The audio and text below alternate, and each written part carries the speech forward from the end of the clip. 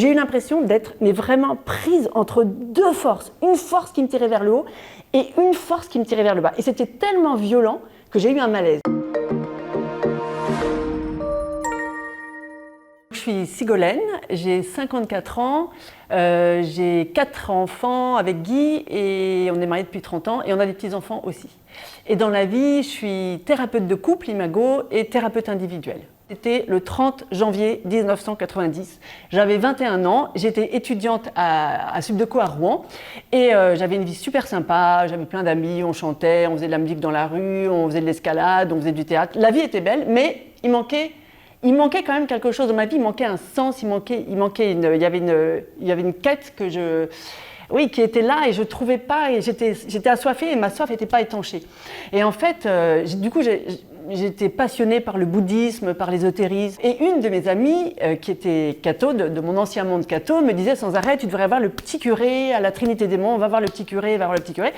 Il s'appelait le Père Pelletier. Et donc, un jour, j'ai décidé d'aller voir, par curiosité, ce Père Pelletier. Quand j'allais voir des prêtres, j'avais toujours une liste rouge avec toutes mes récriminations contre l'Église, parce que je trouvais que l'Église était hypocrite, qu'elle était incohérente, qu'elle disait pas ce qu'elle vivait, elle faisait pas ce qu'elle préconisait, et c'était pas ajusté. Donc j'ai attendu, et quand est venu mon tour, il m'a écoutée avec ma liste rouge, et puis j'étais assez revendicative et j'étais assez sûre de moi. Et en fait, il m'écoutait, et en fait, au fur et à mesure que je parlais, je voyais sa mine se décomposer et je voyais une profonde tristesse qui l'habitait. Puis à la fin, une fois que j'ai pu dire tout ce que j'avais à dire, il me regarde et il me dit avec énormément d'amour. En fait, il a pointé le doigt, il m'a dit, mais dans votre démarche, il y a beaucoup d'orgueil finalement.